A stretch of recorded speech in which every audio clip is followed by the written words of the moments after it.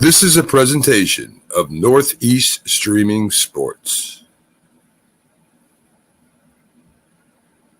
If you like the sweet science, get ready to talk boxing on the Gloved Fist podcast with top boxing writers Frank Lotierzo and Jack Hirsch. Frank, a former amateur boxer out of Philadelphia, writes for NY Fights and can be seen on the Boxing Channel. Jack, an amateur boxer who competed in the New York Golden Gloves, was a 6-term president of the Boxing Writers Association. And now, here's Frank Lotierzo and Jack Hirsch.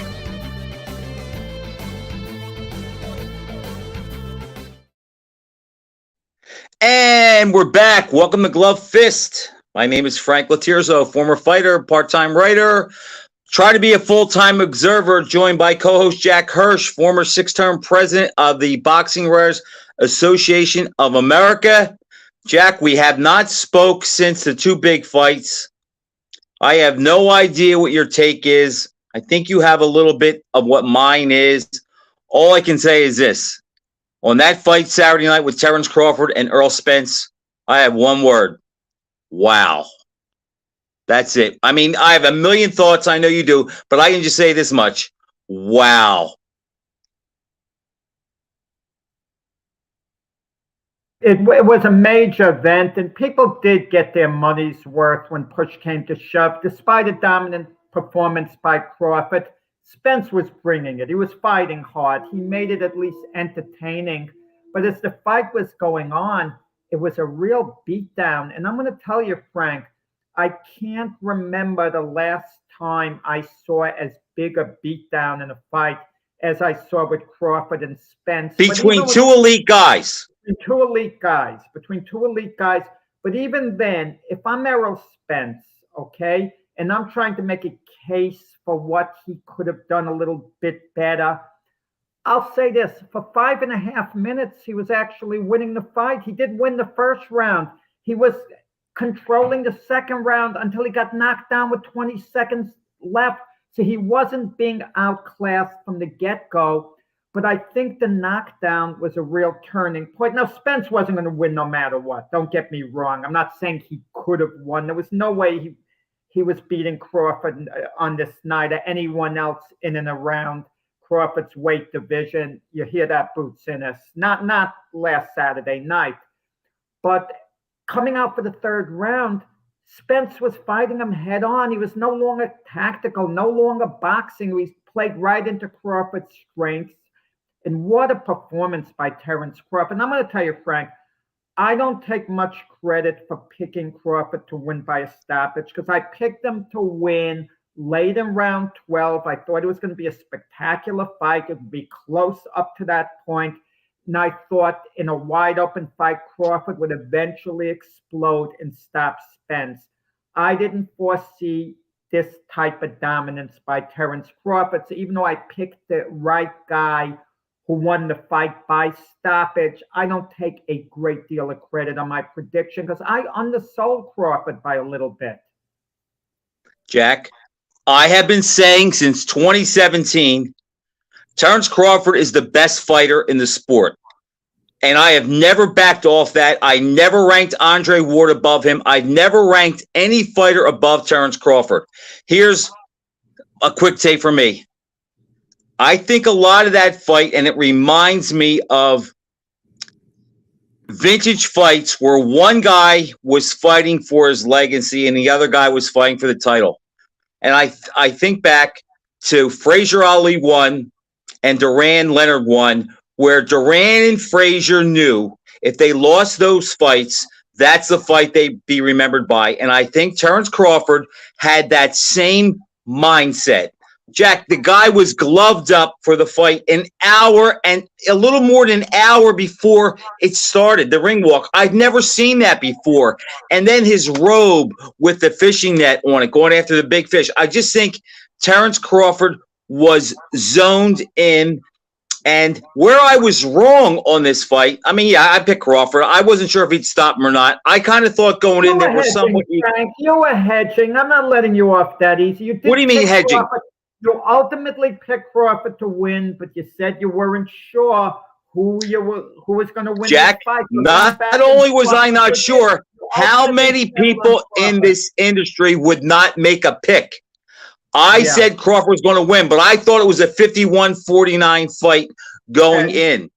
I also said last week that I thought there was a chance because of what was on the line that we would see the best Crawford that we've ever seen, and we did. But here's the problem, Jack. Terrence Crawford made it look too easy. And what I don't like about that is starting yesterday, Earl Spence is now being lessened. And here's the problem. They compared the fight to Leonard and Hearns. Here's why Crawford doesn't do as good as Leonard off of a more dominant win.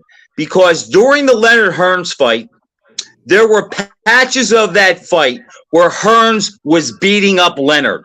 And then Leonard beat up her, and it went back and forth. So Hearns, even though he lost, showed that he could beat up Sugar Ray Leonard, and Leonard had to rally to win. So that certified both guys. The problem here was Earl Spence never showed he could beat Terrence Crawford. He never showed that he was in the same league. And so, Jack, after Crawford wins in such a dominating performance, people are sitting back and saying, there must be something wrong with Spence. Crawford can't be that good. And it was all because he was too dominant. If Spence would have dropped him and Crawford came back to win, he'd be getting more credit than he is today. And all I'll say is this.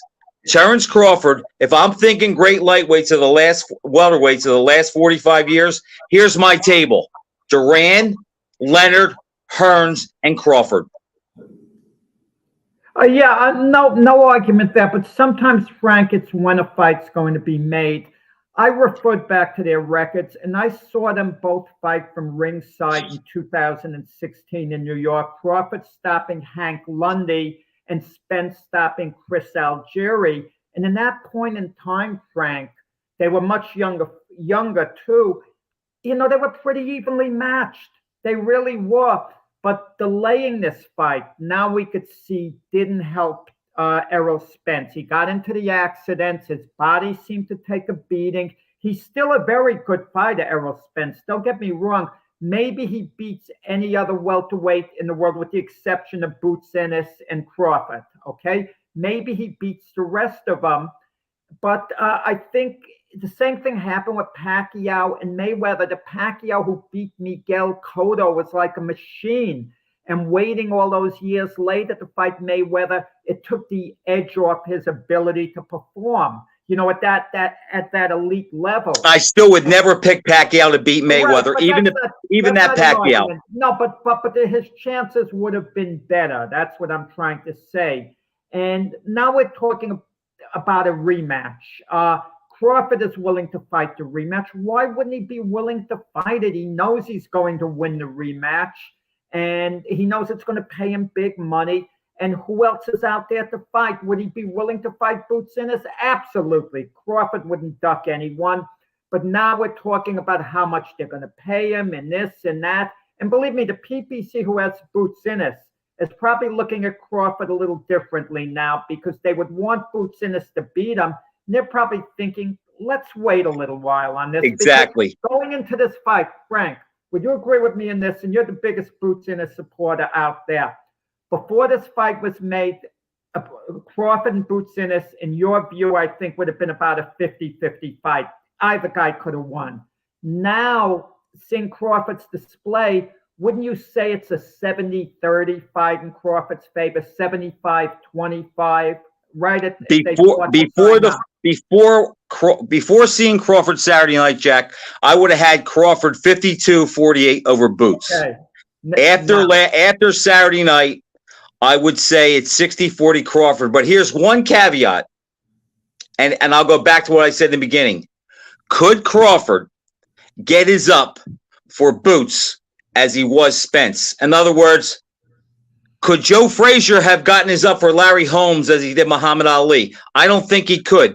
But Crawford is such a competitor, and if he's challenged, and that's what the case was the other night, Jack, and you said it earlier, I can't think of a fight where two elite guys met, close to their prime at the same level. And this wasn't like a first round or second round knockout where Hearns caught Duran or Foreman caught Frazier. This was Secretariat running the Belmont, and the longer the fight went, the bigger their gap was between the two fighters. Jack, I felt bad for Earl Spence because he was in no man's land. Once Crawford took his jab away, what could he do? He realized he couldn't bring it to Crawford because he was getting hit and beat up too much trying to take it to him. And when he slowed down a little bit and tried to be more measured, he was getting beat to the punch, and he was getting outthought and outfought at every turn. And when I hear Spence say,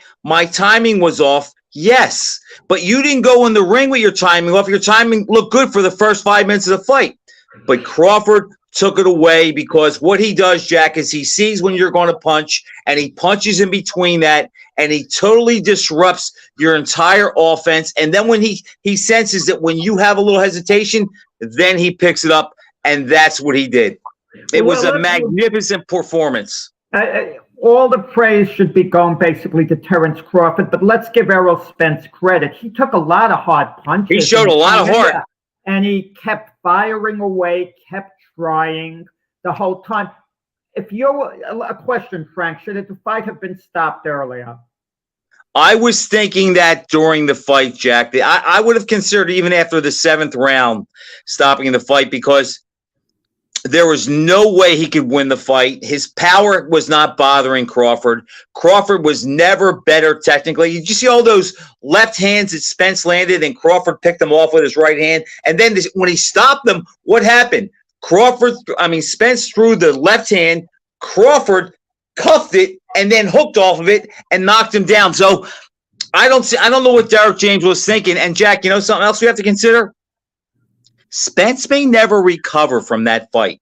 That's how bad of a beating he took. He took the same kind of beating that Meldrick Taylor took from Chavez. The only difference is Taylor also gave it to Chavez, where Spence really never gave it to Crawford. Can you recall any two fighters in boxing history, and I don't want to go back 80, 90 years, okay? Like, let's say during our era, two top-of-the-line fighters where one took the type of beating that Spence did and actually came back and performed so much better in a rematch. Now, the examples I thought about aren't good ones. The first Holyfield-Bowe fight, but Holyfield was more competitive than Spence. Yes. Firing away, and it went the distance, and then he turned it around in a rematch there.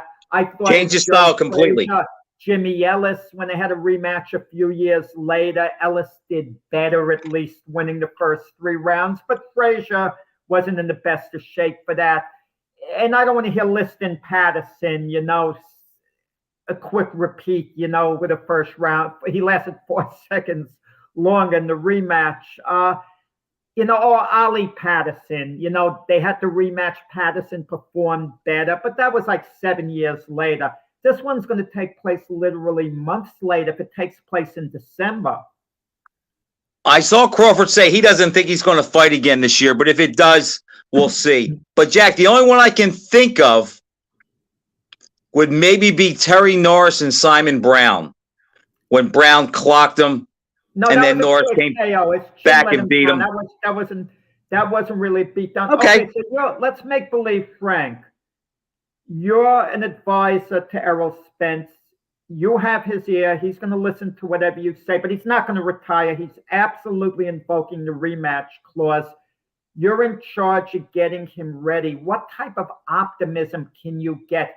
Can you put him in any type of position to succeed in a rematch? Jack, I'd have to talk to him and see where his head's at and how he's talking about the fight. But that is the only fight I would take, and here's why. Because of off of that thrashing, that drubbing that he took from Crawford, I'm not sure he can ever be the same fighter again. And if he fights somebody else elite, he could lose. So what I would do is I would find out where his head's at, and then I would try to piece them back together that way. And I would go into training camp with the idea that this is the last time you're ever going to prepare for a fight. So you have to give it everything that you have with the idea that you're never going to fight again. And then I would just try to come up with a game plan, hope that Crawford can't be as good the next time, and think, okay, if we win, we get another fight and more money. And if we lose, we're set for life and he never has to fight again. Well, you mentioned a good point. There's a good chance if they do fight again, Crawford isn't going to be quite as good. It doesn't mean his skills are slipping. He won't be as motivated for the rematch. He'll train hard. He'll be up for it. Don't get me wrong. He's going to want to perform, but he's not quite going to be the fighter he was for the one night in a rematch. And maybe if Spence fights a conservative fight, boxes more, just tries to avoid getting hit more, maybe he loses a decision 10 rounds to 2. I can Jack, but possibly Crawford, see that scenario. That sounds good in theory, but guess what? The only way Earl Spence can beat Terrence Crawford is he has to be able to make him uncomfortable, make him do what he doesn't want to do, and he has to beat him a little bit.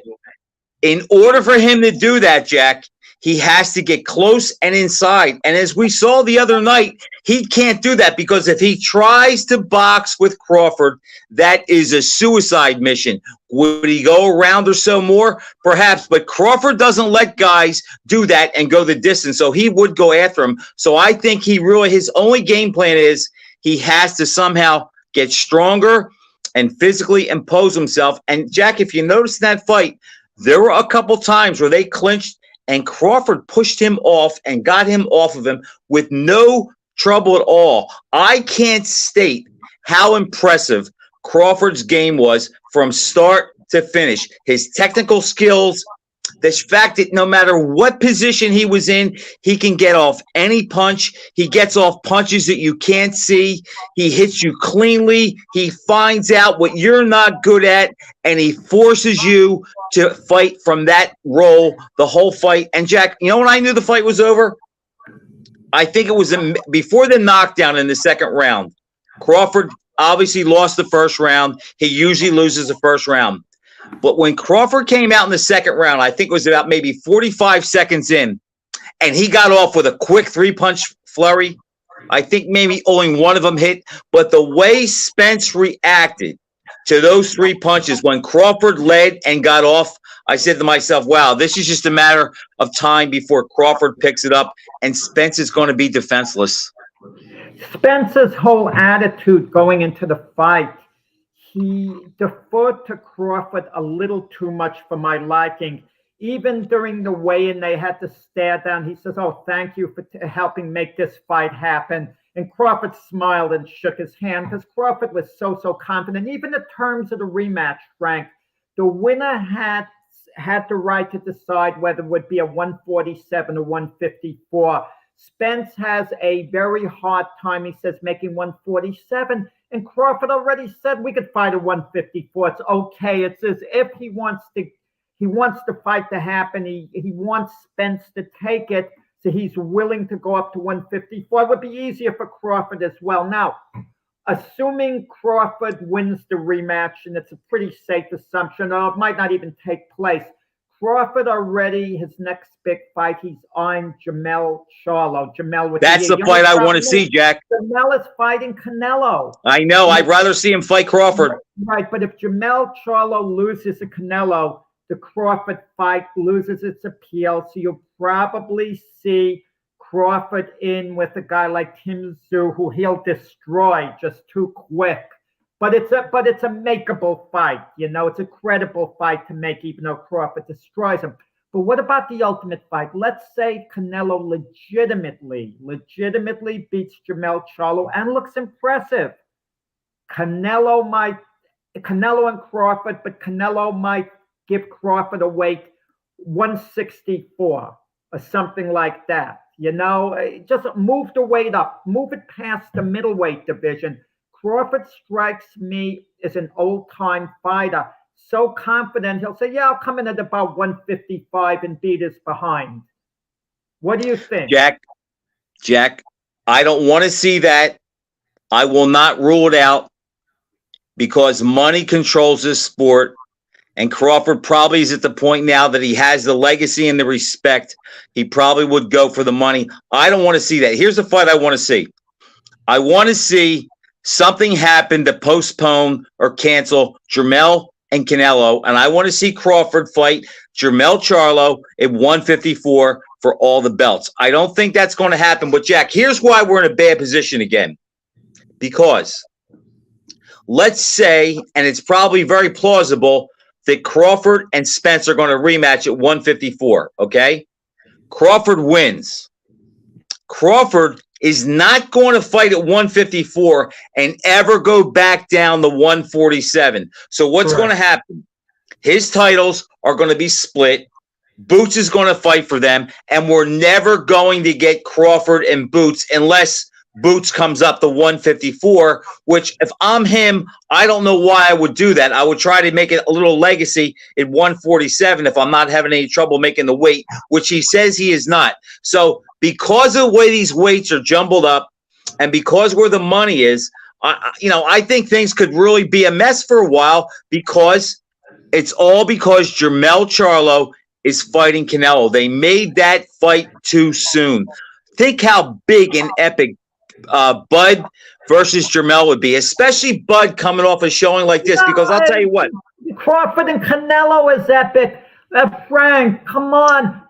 Frank. Nope. The average fan, the average sports fan, the average person who isn't even a big sports fan, they'll get caught up in a Crawford-Canelo super fight, would do the type of business Pacquiao-Mayweather did. Everyone Jack, is going to tune in. It's off the charts. If Canelo beats the crap out of Jermell Charlo, he's going to show that he's just too big for Crawford. And I still think even at 164, he might be. I just think that's looking too far down the line. But we know in this sport, box money controls it. It's a brand. Crawford, Canelo, what a fight. I would pick Crawford. And consider this, Frank. I'm picking Crawford based on Canelo weighing 15 pounds more. How's that? Based on that, I'm picking Crawford. And Canelo is a megastar still. I mean, come on. I mean, what a fight. Jermell Charlo isn't an attraction. It's not the money fight, Jack, but for Crawford, it's a big fight. He gets to win. A shot to win, three weight classes, 4 belts, and all 3. And it's a competitive fight. It's a legitimate fight because they're close in size. I'm sick of Canelo with his weights going up, going down, making this fight. Beat Benavidez, Canelo. That's what I want. That's what I want to see. But again, I'm more of a purist. You're right. Is Canelo Crawford a bigger fight money-wise? Absolutely. Put Canelo's name next to your name, and it's a big fight. But I'm just saying this. As a fight fan, the fight does nothing for me. Because if Crawford wins and he beats Canelo, weighs 163, he'll get no credit for that because they'll say Canelo was rate trained and he bought him down and he's old and he's on the slide.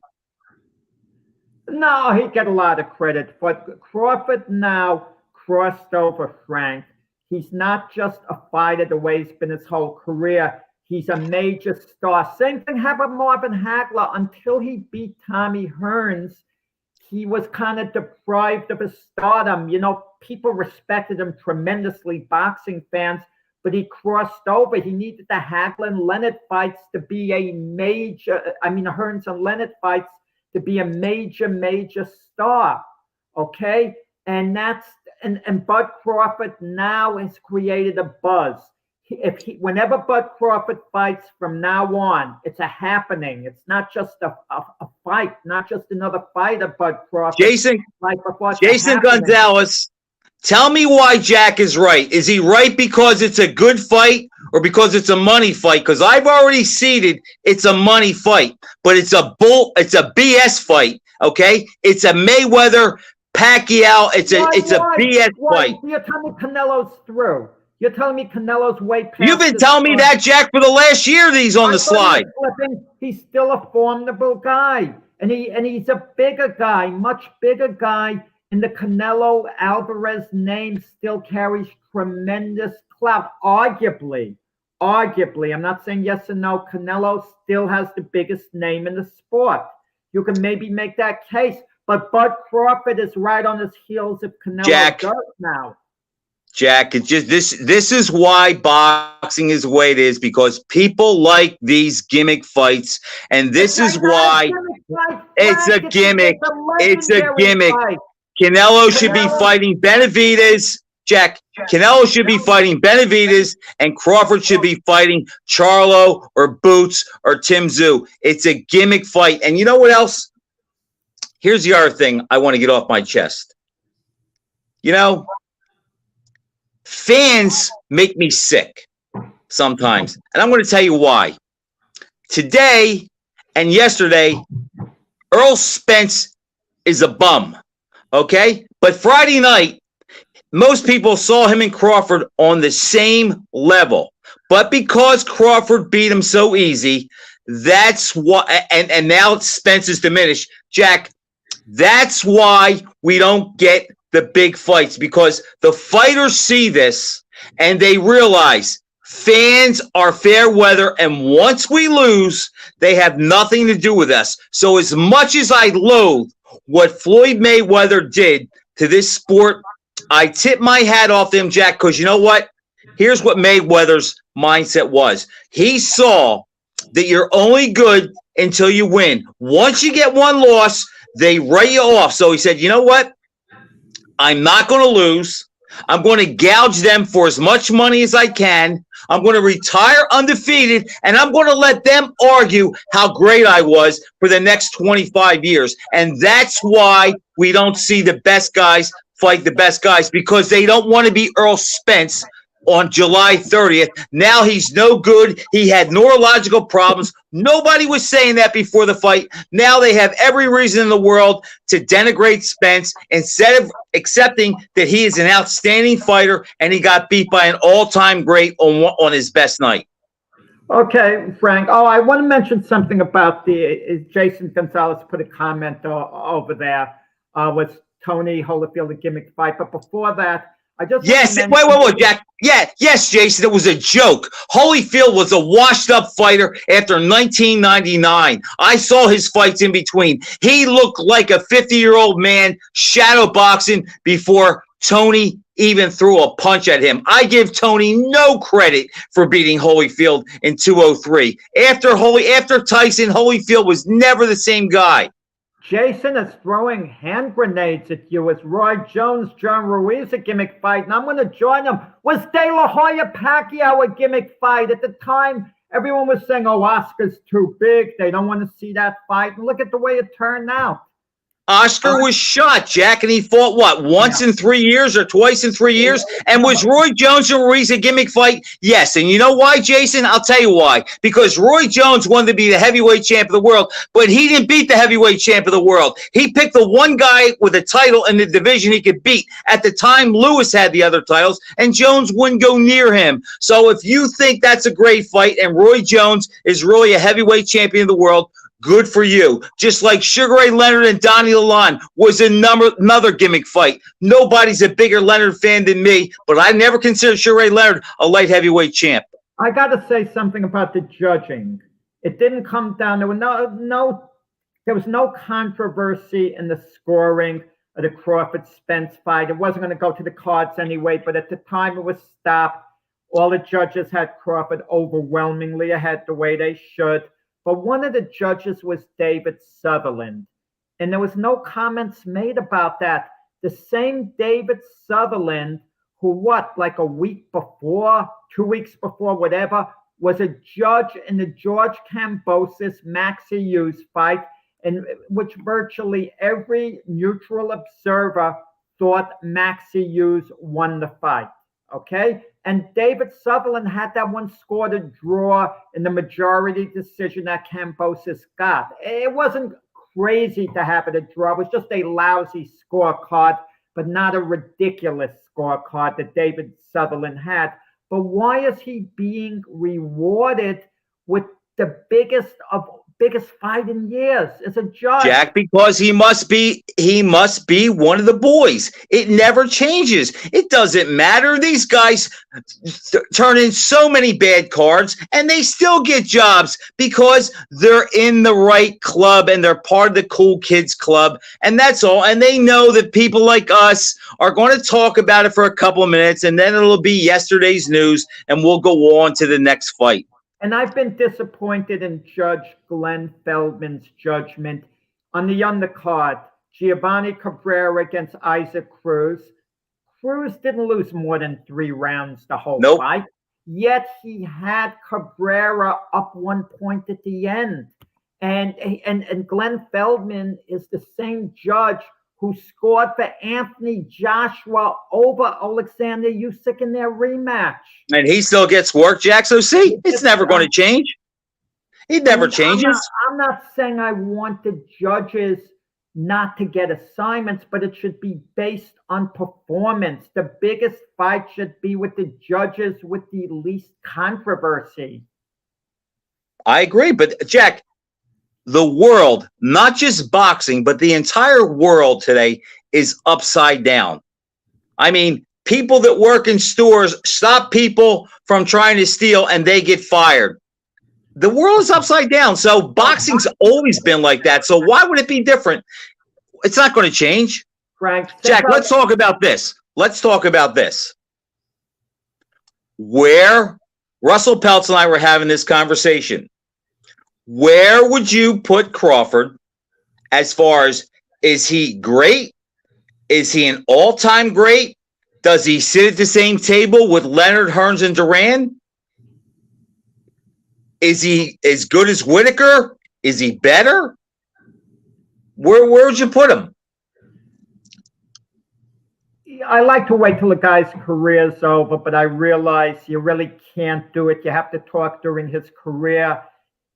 Before this fight against Spence, we knew he was a great fighter. He already had a Hall of Fame resume. Based on the performance against Spence, his other performances, he hasn't been in a controversial fight. He's won nothing close. Never even had a split decision. With room to spare. You gotta put him in the same category with the Leonard, the Hearnses. I tried to visualize if Terence Crawford was in the same ring opposite Leonard or Hearns the night they faced one another in the first fight. There's a reasonable chance he would have beaten both guys. There's a reasonable chance, Frank. Jack, I am a huge Sugar Ray Leonard fan, and I have said so am I. For a long time, in the years that I followed boxing adamantly, he may be the best fighter that I've seen. Well, I'm going to put Terence Crawford in that conversation. And here's the other thing, too. Crawford is 36. He's been champ since 2014. 35 still technically, yeah. Right. Okay. But I think in September he turns 36. Okay. Yeah. Okay. He's been champ since 2014. He's had 18 title fights. He's won them all, 16 knockouts. He's not going to retire undefeated like Floyd Mayweather. He's going to fight real fights. So we're going to see Terence Crawford lose. But I've seen enough now to think, you know what, Jack, he's as complete as any fighter I have ever seen. So if you put him in the ring with Leonard or Hearns, look, when I make him the favorite, it's kind of hard to do that based on the opposition that they fought. But not only other than each other, they've never faced anybody like him. He's never faced anybody like them. And I think it's a legitimate conversation. But if you break it down between who's quicker between Crawford and Leonard, it's close. I think maybe long combinations, Leonard might be a little quicker. Who hits harder? I think that's an argument. Who has a better boxing brain? I might go with Crawford because he never made any tactical mistakes. Who's more of a killer and a finisher? I think that's pretty even. Who has less turbulence outside the ring? Probably Crawford. So it's like, Jack, the fact that I can't say that I would automatically pick Leonard or Hearns to beat Crawford tells me that I think, in my mind, Crawford is one hell of a fighter. And I said this to you many times. I'm well past the fact the best Terrence Crawford beats the best Floyd Mayweather anywhere from 135 to 147. Mayweather never beat a fighter on the level of Spence that dominantly and that overwhelmingly. And, Jack, Mayweather had 4 or 5 close calls. Crawford's never had a close call. Yeah, let's consider this too. And I thought Terrence Crawford was spectacular, and I just sang his praises a little while ago when you asked me. His fight before that, 2 fights ago against Sean Porter. I was in Vegas for that fight. He stops Porter in the 10th round. The result was great, but he was only up 5 rounds to 4, meaning there was virtually no separation between the two until the stoppage. The fight was still in doubt entering the 10th round.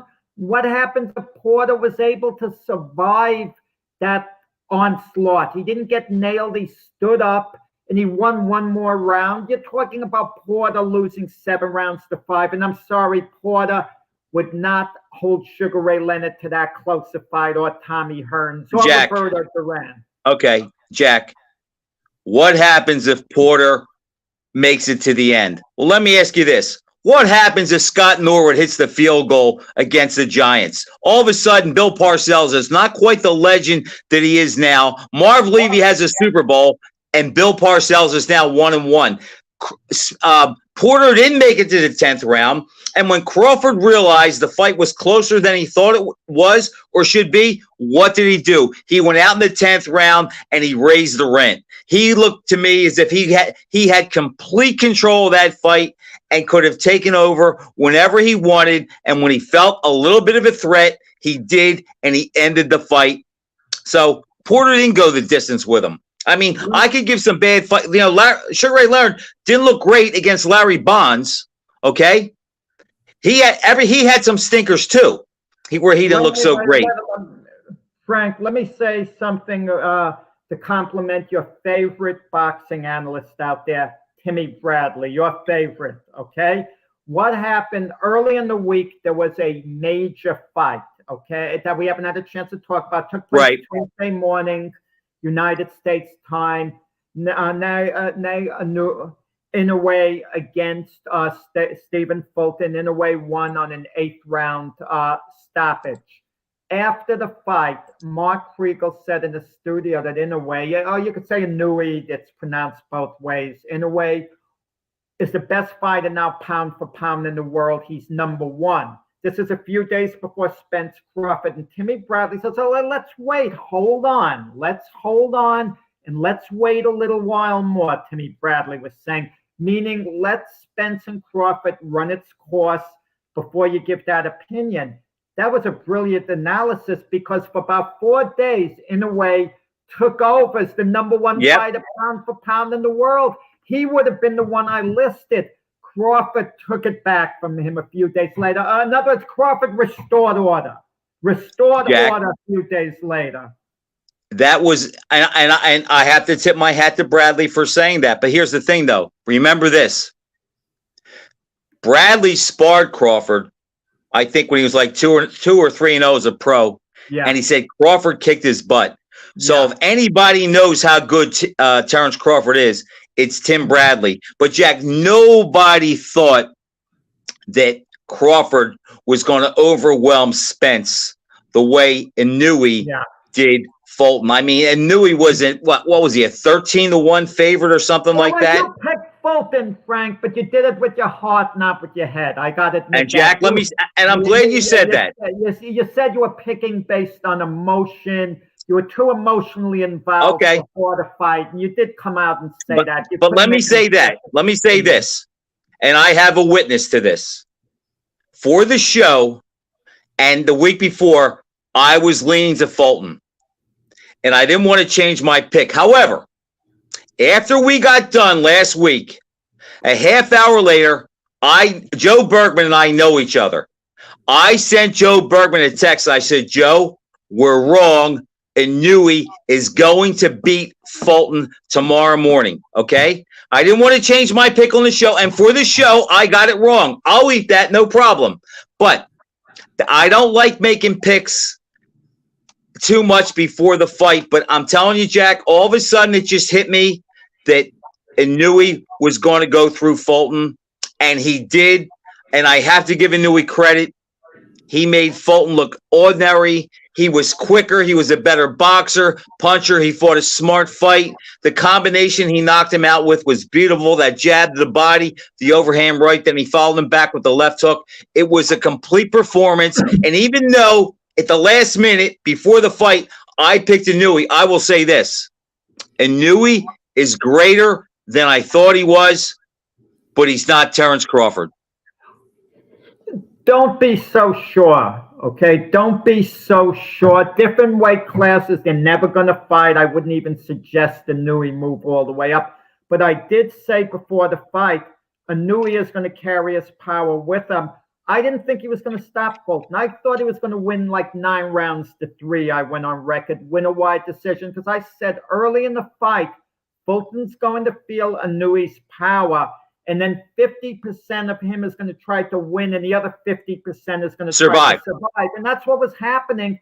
And it wasn't quite a beatdown like Crawford and Spence. It was Inouye completely dominating, but Fulton, to his credit, kept trying. And when he got nailed with the punch that ultimately turned it around and stopped him in the 8th round, it was because Fulton was trying to attack, trying to make something happen, because he was losing round after round. I mean, maybe Fulton won one round during the fight, but Inouye's jab, he was out jabbing Fulton early. He was out boxing the master boxer. Jack, you set me up perfect. Now, you said that when Fulton felt Inouye's power, he would change his routine and his mindset, and he'd fight partly to win and partly to survive. Yeah. I agree with that, but here's where I think you're a little off.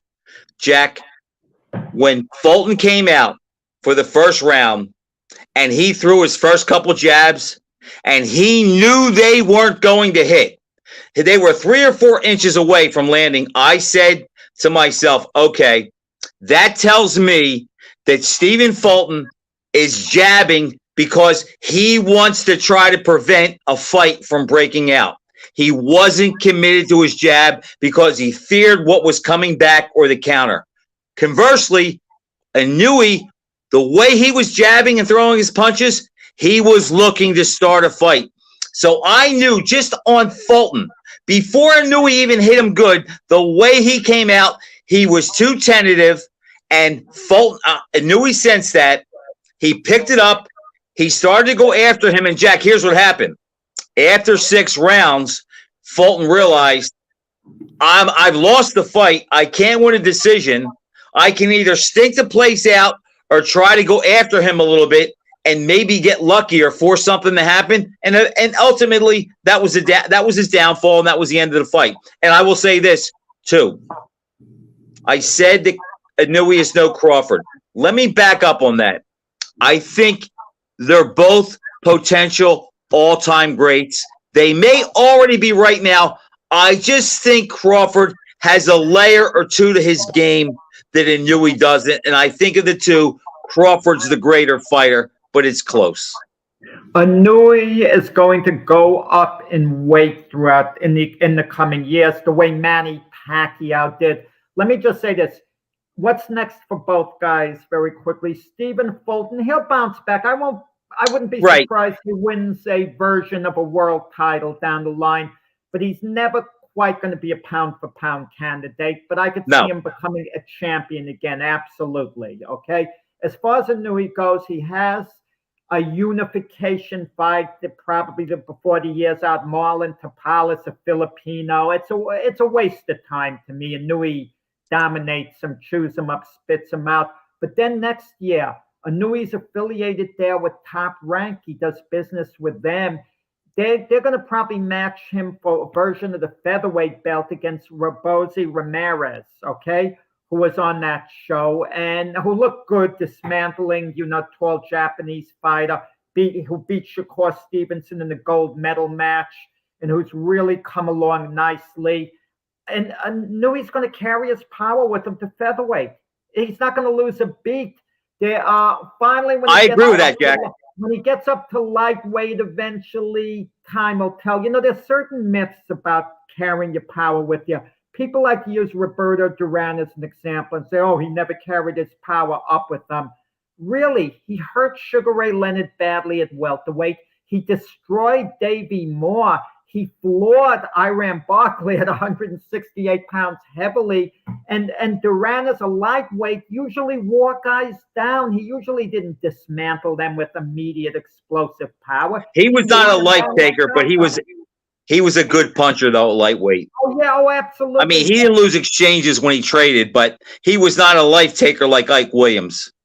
No, but so, Jack, the conundrum with me and Inouye is trying to guesstimate where is his ceiling. Like, I agree with you.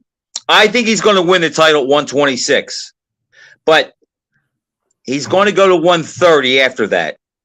I think that's when it'll really get interesting because he's going to be fighting guys that come down from 150, guys that are clearly bigger than him. And to me, that'll be interesting, but he can box, he's fast, and he puts his punches together, and he can do more than just attack. He showed against Fulton. He can lay back, wait, and counter, and he knows what punches to throw and when to throw them. So he is also a generational fighter, and I think we're just lucky at this time in boxing to have two guys like that, Crawford and Inouye, out there because I can't wait to see either one of them fight again. Frank, this isn't beyond the comprehension. You know who I could see Inouye fighting next year? Don't say Tank. No, definitely not Tank. Tank's too big. Tank's a, solid lightweight. Vasily Lomachenko at a catch weight of 130. Reports are Lomachenko can get down to 130, and Lomachenko might say, oh, for this type of money, this type of challenge, that's the best fight for me. Because Lomachenko ducks no one. So I can see that happening and in a way saying, yeah, I'll come up. I'll weigh about 126. He has to make 130. Let's do it. I'll tell you this much, Jack. For Inouye to win that fight, he needs Lomachenko to really slip a lot because he would not get near the Lomachenko that just fought Devin Haney. I don't know if Lomachenko would be that good again, but Lomachenko's been beat on by has been in there with guys that are big punchers, that are physically strong, and he would present some problems for Inouye. I mean, they could sell the fight because, again, if we can sell Canelo and Crawford, they could sell Inouye and Lomachenko, but I don't think that would end well for Inouye unless Lomachenko had... You're selling in a way short. You are selling short, Frank. Okay. I did. I sold him and Crawford short. In the world. Crawford and Inouye, 1-2. They're in their own division. Number 2 in Inouye is very close to number 1 in Crawford. Crawford's number 1. Whoever number 3 is, they're not close to number 2. Okay. Well, most people would say Usyk is number 3. Usyk isn't. You could say that Usyk isn't as close to Inouye to me on a pound for pound, but that's all hypothetical. Speaking of Devin Haney, it looks like he's fighting Regis Prograis at the end of October, and he wanted that fight badly. So if Haney's a big star, you don't chase after a guy like Prograis, who we have great respect for, but he's picking his spots, Haney, immediately. He doesn't want to take on the toughest challenges. Even though Jack, that's not a gimme. It's not a gimme, but look how bad Prograis looked in his last fight. So, and that probably has a lot to do with Haney's decision. But if Prograis can turn the clock back some, I would be a little leery about Haney. I think Haney should actually fight Lomachenko again, but something spooked them off of that. I don't know why, but here's why. Here's why I would fight him again if I was managing Devin Haney. Because Lomachenko turned the clock back in that fight. He looked as good in that fight as he's looked in 5 years. However, there are things that Haney can do differently this time that he stopped doing the last time, and they'll nullify Lomachenko. Haney, in the second half of the fight, let Lomachenko back him up. And whenever Lomachenko had Haney on the retreat, he got the better of it. But early in the fight, when Haney was pushing the action and getting off first, he had Lomachenko pretty much neutralized. So to me, a couple tweaks and he can be better, and he has a better. And I'm not even sure he didn't win the first fight. That was very close. But I think with a couple adjustments, he wins it clearly. I think that's the fight he should take. Lomachenko will be older. He might not be able to get up. Most guys can't put together back-to-back great fights, especially when they're at Lomachenko's age. So that's the fight I would take. I know why they're taking the pro great fight, Jack, but it's not a give me. And if Regis has one of his good nights, Haney could be in trouble. Good points. This past week, HBO aired a 2-part special, Golden Boy, about Oscar De La Hoya. And to me, Frank, it seemed like a 2-part therapy session, but they showed clips of a lot of De La Hoya's fights. And De La Hoya said he never quite reached his potential as a fighter. He said winning 11 titles in 6 different divisions, would be satisfying for anyone. But somehow he felt something was missing. Let me say something about Oscar De La Hoya, the fighter, not as the person. I can't recall, Frank, for years and years, any other fighter who never avoided a challenge at any point in their career. And fought guys when at their best. Except for Chavez. Even at the end of his career, even the great Ali avoided a 4th fight with Norton, at the end. Leonard always picked his spots, but something about De La Hoya, he fought outstanding fighters. He could have ducked the Fernando Vargas, the Shane Mosleys. He voluntarily fought a guy like Shane Mosley. He took the Mayweather fight, took the Pacquiao fight at the end. I mean, Felix Trinidad, they didn't have a long negotiation to make the Trinidad fight. He won. And he won that fight and got screwed out of it. But regardless of the decision, he let his promoter know, Bob Arum, I want to fight. He made it happen. And I can't recall one instance of him avoiding anyone and playing these games. These other fighters were saying they want to give the fans what they're worth, like an Errol Spence. Mayweather always said that and never did it. Mayweather, no. Mayweather avoided the Paul Williams challenge, for example. If that were Oscar, he would have fought Paul Williams. Okay? Here's the problem with Mayweather, Jack. I agree with everything you said, but when you talk about the fighter, you're right. He was willing. He fought everybody. His problem is once he hit 140, 147, he never really distinguished himself against the elite guys. It was always a close decision, like with Mosley, whether he won or lost. The only good guy he beat convincingly that I can think of when they were both really on top of their game was Fernando Vargas. But the Cortez, the Trinidads, the Mosleys, they were all life and death struggles, whether you thought Oscar won or lost. He knocked out Rafael Ruelas when Ruelas was good. But look at the guys like a night. But that was under 140. Cortez was considered very dangerous, a top-of-the-line fighter, and Oscar fought him. If Oscar did duck anyone, and I don't think he ducked them, I think they didn't jump to make the fight, Bob Arum. Would have been a winky right, perhaps. Okay? So, if you want to... That's a bad matchup for Oscar. Right, but I don't think Oscar, if there was a real demand for it, Oscar takes the fight, without question in my mind. If there's a real demand, because he liked challenging himself. But Oscar's legacy as a fighter doesn't quite match up to be an all-time great, even though, ironically, you and I feel that if he fought best of 5 against Floyd Mayweather, it would end up 3-2. That's how good Oscar was.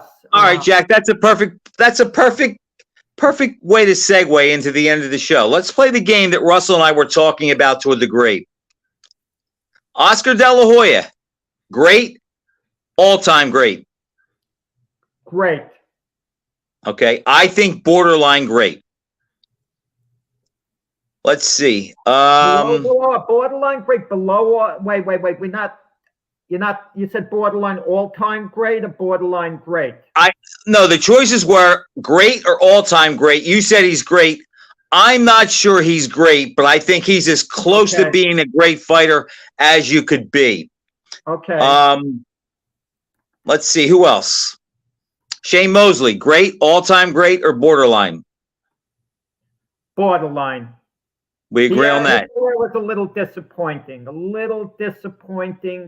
I know he beat Oscar twice. The second fight, most people didn't think he won the fight. Most people thought Oscar won the fight. Didn't quite take it to the all-time great level. Borderline great. Mayweather. All-time great.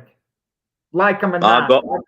Mayweather had the best career in boxing history. Oh, there's no doubt about that. No doubt about that. He made, retired unbeaten, avoided the biggest challenges at times. He played it perfectly. All-time great. Who would you pick? Manager, Frank. The best manager ever. No doubt about that. Jack, who would you pick? The best Mayweather you ever saw, or the best Crawford? I want to see more of Crawford. I want to see Crawford boots Ennis, Frank. We don't have to do hypothetical fights with Crawford. He has the real thing he could fight. The real thing. Boots is a great fighter. Fight Jack. Boots Ennis. That's my. And you know what happens if? Fight. And you know what happens if Crawford fights Boots Ennis and beats him convincingly? They're going to say Boots Ennis didn't fight anybody. Crawford didn't beat anybody. He looked good, but who did he really fight on the level of Crawford or Spence? Crawford, that's what they'll say. And if Crawford lost to Spence or Boots, then he would become a bum. And that leads me into my closing. And this goes back to what I said, why guys don't fight each other. What's Muhammad Ali's signature win? George Foreman? I'd say so. Foreman more than any other single fight. Okay. Yeah. You were around to see this and to verify it. Before Foreman fought Ali, the days leading up to that fight, they worried about that he might hurt Ali and put him in the hospital. And he was considered the hardest puncher ever and one of the all-time greats and couldn't be beat. The day after he lost to Ali, all of a sudden, Foreman has no stamina and he can be outboxed. When Leonard beat Hearns, would you say that's probably his signature win? First fight, yeah, I would say so. There was no controversy. And Jack, do you know what they said about Hearns the next day? No chin, skinny legs, was too light. All he can do is punch. So my point is this: if winning the big fight doesn't mean anything, if Foreman is no good, why do we give Ali so much credit for beating him? If Hearns has no chin or stamina, why do we give Leonard credit for beating him? And it's the same thing with Crawford and Spence. Today, Spence is washed up. He's a bum. But going into the fight, everybody said it was a 50-50 fight. So, Jack, that's why these guys don't fight each other, because they know fans are fickle and are only as good as your last fight. And I'm telling you, the day Crawford gets beat, because he will not retire undefeated, he will not cherry pick like Leonard. The day Crawford gets beat, you know what we're going to hear? Them 20 title fights he won, he didn't fight anybody. And they say that about everybody. And as Don Shula said, if winning doesn't matter, why do we keep score of who wins? And it's just like, Jack, it's in all sports. Peyton Manning couldn't win a Super Bowl. He wins a Super Bowl. Oh, he only beat the Bears at Rex Grossman. It's fans are fickle, and that's why these guys worry about putting their O on the line. Yeah, good point. Good point, Frank. I guess we're at the end of the show. This past week was an amazing week, with boxing, with the two mega fights the documentary that came out that was entertaining with Oscar. Are we going to And, make a pick on the Diaz Jake Paul fight? Oh no! Why do you dignify it? Come on, Frank. It's the end of the show, Jack. I'm just having fun. Stick to the game plan. That's like throwing a pass. You're up by 4 touchdowns and you're passing in the last minute. The opposition doesn't like plays like that. But Didn't Buddy Ryan do that once? Yeah, that goes on once in a while. Okay, so until next week, Frank, it was a lot of fun. All right, Jack. Take care.